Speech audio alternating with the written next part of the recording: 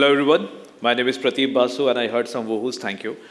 So, I have, I have realized this only today morning that while I was in IIST, I had never come to a podium and spoken.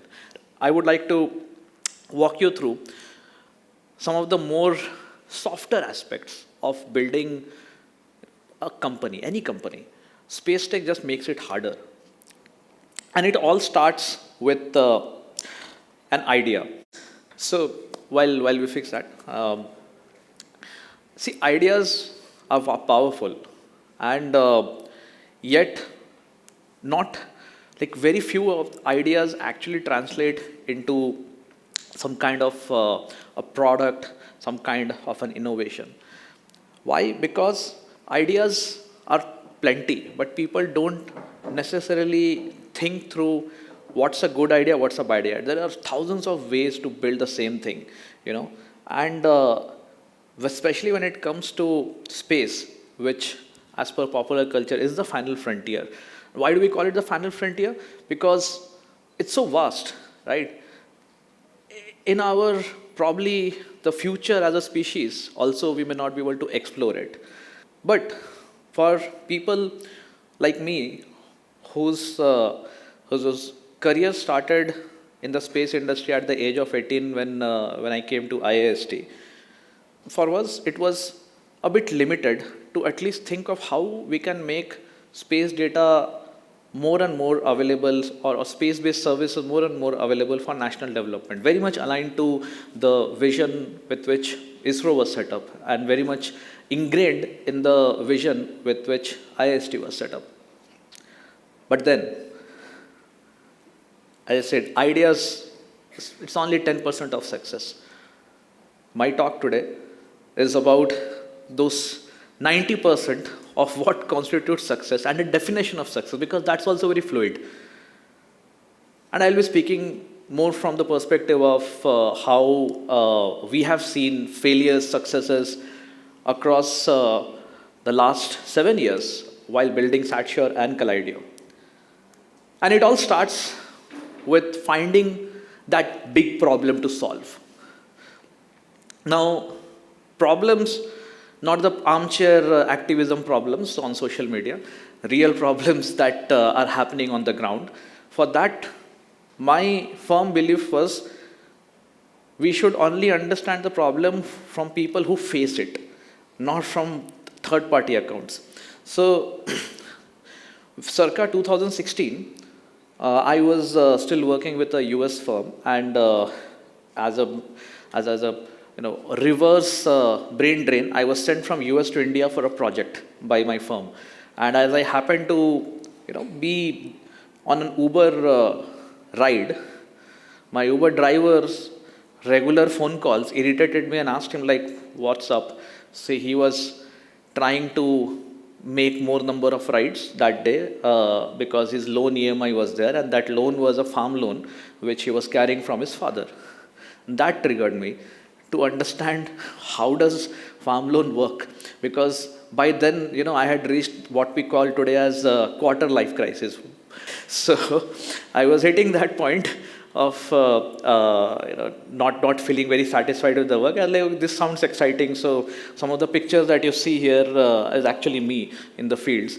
I took a 1 month break and went talking to farmers, bureaucrats, associations, etc., and realized that there is a huge problem of accessing credit for farmers in India. And there are multiple levels of that problem. Number one, they themselves have difficulty in proving the land is theirs. Many a times the documents, the transfer of titles were not very digitized. Secondly, the lands were so small that their own individual income basis which the banks give the loans, that would not suffice for buying the necessary inputs for the farm. But their social construct didn't work like that. They were having 2-3 brothers working together, so the total family income was much higher. So how the farm loan was designed and how the actual capital need for the farmer was completely different. So when talking to banks, like, why is it so, we realize that they don't have data to assess the risk. They don't know whose farm it is. They don't know what they grow. They don't know how much they grow. They don't know whether they have a irrigation facility or not. I realized that despite having some of the top remote sensing programs in the world, we as a country are failing in the last mile delivery. So I realized it's less to do with technology availability, more to do with an operating language and a need to solve a real problem. So that is where I thought I had solved the problem. Thankfully, life hit me multiple times, which is where the talk comes. What was the 90%? Because I thought, oh, I have found a big problem. I have figured out that there is a way to solve it. I was so excited. I made a lot of PPTs. Nothing changed.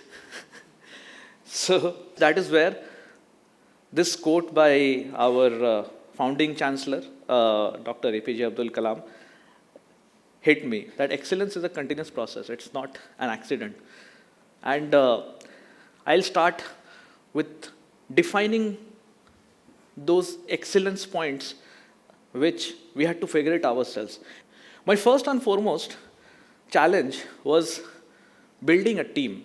So you see here two pictures. One is the team which started with 3 out of the 6 people in that picture. All the 6 are from IIST at different batches. So my hunting ground was the alma mater. We started with all 100% IIST people. And what you see on the right hand side, which also has picture of our current chairman, respected Somnath sir, and our current chancellor and founding director, Dr. Suresh. This is from the inauguration of our office space in 2022. It doesn't come easy. How do you get people to come and work for you when you have really nothing to show? Why should they trust you? Why should they come and work on something so difficult for maybe peanuts of a salary to begin with, because you don't have the capital? And that's where the first and foremost aspect of leadership comes. And it takes me back to the experiences we had in the college. So I'm continuously connecting it to the college because this is IIST. And this was a startup when we joined. I'm from the first batch. So the reason we joined was because Dr. Suresh was able to inspire us. He showed us a vision that where would ISRO be in 2020? What's the plan? I followed the same thing. Got the opportunity to learn from the best. And every person whom I met who had those hard technical skills, I went and explained where we would go. We got the first 20, 25 people. And I also started realizing what works and what doesn't work. You may not be able to even inspire some good people. But those good people individually could be good, but as the team started expanding, they were not fit in. Understanding the aspects of cultural fit, that becomes a lot more important than it used to be in the early stages. And not just hiring, but ability to retain the team that can deliver you real products, real innovation. That was the first thing that we learned as a lesson in the hard way. Second part, this is a picture again where someone familiar, Mr. Gates, was there. And I had taken risks in my life. I had quit ISRO, had to pay 10 lakh rupees as part of the bond. So risk taking was never something that I consciously did. I think it just came naturally by the time I was in my mid-20s. Okay, so why I have put this picture is because this picture would never have happened. This is just 2 months after incorporating our company. And I was in Switzerland for some work, and I had at that time 6 colleagues. So someone told me that today is the last day to submit a form for some startup challenge. I'm like, boss, I can't do it. Everyone apparently couldn't do it. So somehow I took that initiative between Zurich and Basel stations that I fill up the form. on the train, and I submitted it. We got shortlisted. Then I presented. And finally, after 2 rounds, we ended up winning this particular competition, which was funded by the Gates Foundation. And Mr. Gates himself flew down to give that. Now, 2 months into a company, no one knows you, and suddenly there's a picture with Bill Gates, and then everyone knows you. So I took that risk, and I continued doing that without taking cognizance of the fact that it's not that we got lucky. I realized that luck is more and more formable. All you have to do is take the chances that comes at you. A third part, which is very much linked to the first two, is communicating your ideas properly. If you are able to communicate, and I call this like the grandma test. I tried explaining what I do continuously for 3 years to my grandmother until she got it. And then I knew that I can explain anyone. And that is something which we miss because we come from scientific background. We think storytelling is an art. It's like something that is a secondary, soft skill to acquire for professional growth. I can tell you that if we have been able to today bridge the gap between space, agri, and finance, 3 very different domains, is because I managed to get people who are experts in all the 3 domains.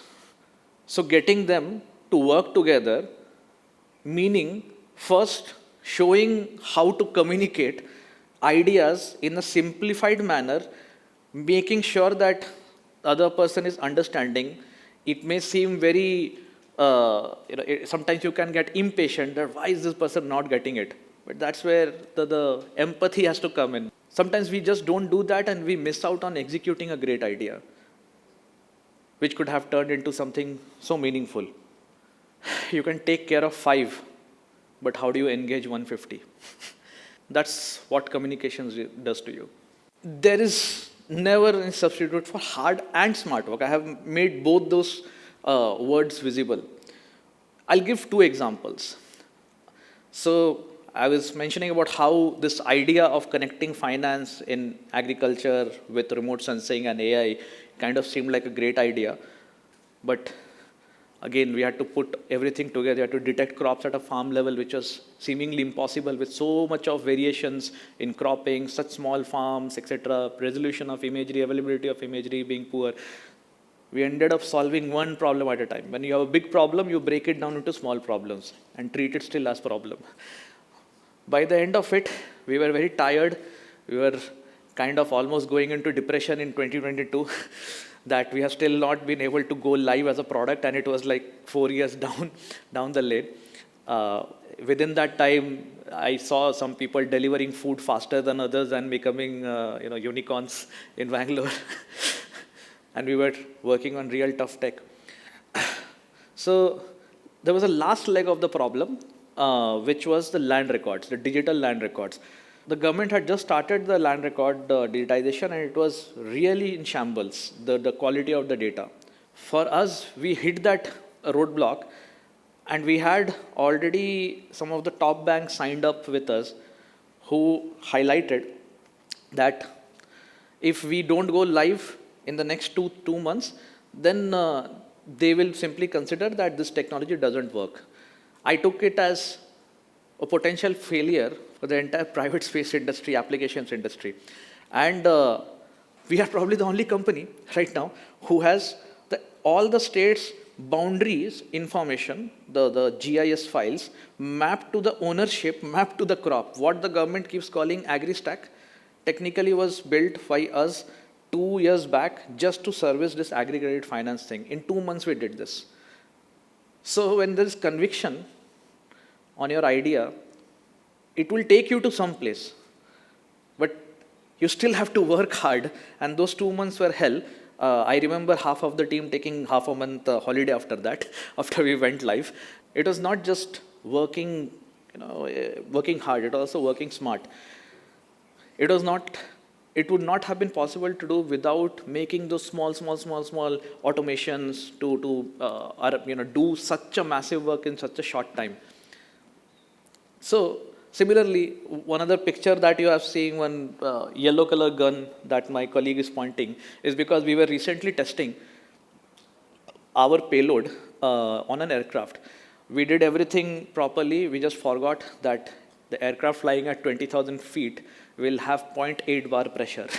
So we had not designed our interface on the aircraft belly with our payload to handle temperature stresses. So he is holding a hot air gun with which he was blowing on top of the payload as we were imaging and doing our test. Frugal mind, but get things done. Because we were flying in the UK and I told them that I'm not getting you a return ticket if you don't do it. So last but not the least, I would say very important part of arriving at excellence is flexibility on top of conviction. Conviction should not be that I will build this only in my way or this single way. There are hundreds of ways to do things. And these pictures that I've shared, the lens in the middle, which was the prototype lens, we could not find manufacturers of lenses to fit our budget. So we ended up finding some old lenses from previously declassified recon aircrafts on eBay. For $500, we bought 2 lenses. One of them actually worked. Because of the Ukraine war, we were not able to get proper manufacturers of optics. This is 2022. We had to buy something. We still wanted to do it within the set timeline. We didn't just raise our hands up and say we will, we'll either change our specs and we will go for something that we thought was subpar and not meeting the requirements. We found a way to still achieve the specs, and we defined what success looks like. And since I'm at the end of my talk, to us, success for that particular experiment looked like this. This is an image taken by our payload, essentially making us as the first Indian private firm, I should say, to generate such high resolution image on their own. And it comes with a massive innovation that most of the swath, the coverage here of commercial operators for high resolution cameras, they are pretty narrow. We have been able to achieve a 65-kilometer swath for less than a meter spatial resolution. We have to innovate at a hardware level to be able to solve the problems at a software and analytics level as well. Conviction on the idea and combination of it with excellence gives you perspective of how to solve problems in real life. Thank you so much.